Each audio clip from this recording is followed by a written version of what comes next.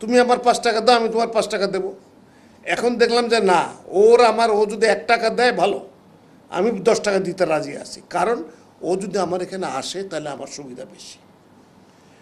এখন তার যদি আমি যে আপনার এই বাংলাদেশে একজনের পত্র লাগবে, আগে এগুলো চাহিদা ছিল, তারপরে বহু রকমের ফ্যাকড়া ছিল, তো ওই করে করে ভিসা পাইতে পাইতে ওর যে আসার উদ্দেশ্য শেষ হয়ে যেত। এখন সেটাকে আরও সহজ করা হচ্ছে যাতে বিদেশিরা কুইকলি আসতে পারে, কারণ আমাদের দেশে তো অত পুঁজি নাই, এই পুঁজিটা আসবে যত বাইরের থেকে ইনভেস্ট হবে তত, তো অন্য জায়গার সারপ্লাসগুলো আমরা টানার চেষ্টা করছি। এটাই না, এই পলিসিটা হলো শুধু বিদেশিদের ভিসা দেওয়ার জন্য মূলত।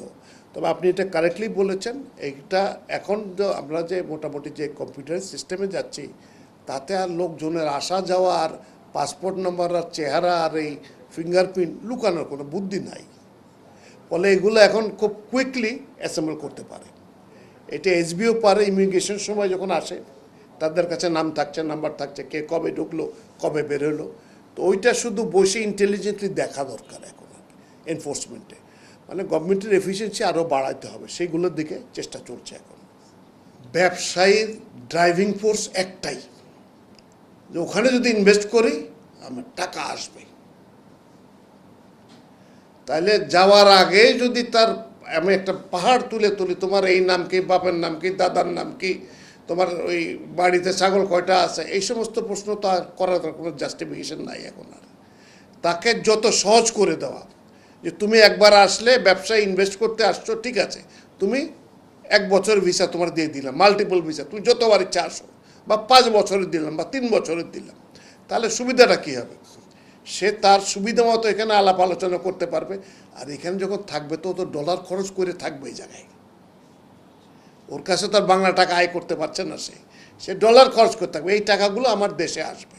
সে যদি ইনভেস্ট নাও করে, সে এসে এখানে বেড়ালো, থাকলো, এর সাথে আলাপ করলো, 2 মাস আলাপ করলো, 2 মাসের যে টাকা পয়সা খরচের হিসাব, এবং ওই যে কথাগুলো বললেন, ও ভয়ে কিন্তু খাবে হলো ভালো রেস্টুরেন্টে, ভালো হোটেলে থাকবে, তো ও মোটামুটি আমার একটা বেশ ভালো অঙ্কের টাকা রেখে যাবে, অন্তত এইটুকু লাভ তো হবে।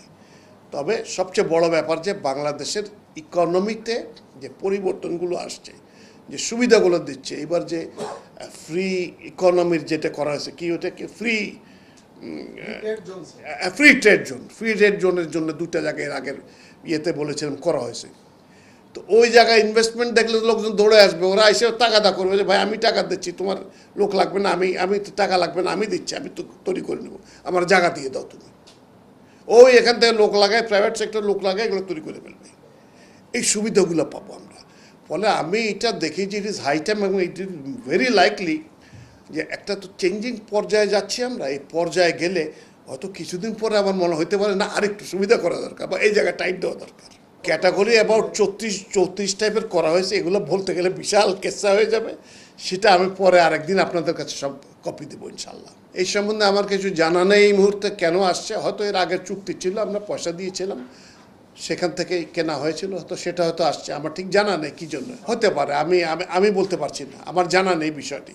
না, এই মুহূর্তে আলাপ হয়নি, এটা হবে, সামনে আলাপ হবে, এই বিষয়ে আলাপ হবে, যে এগুলোর এক্সিকিউশনটা দ্রুততর করার জন্য।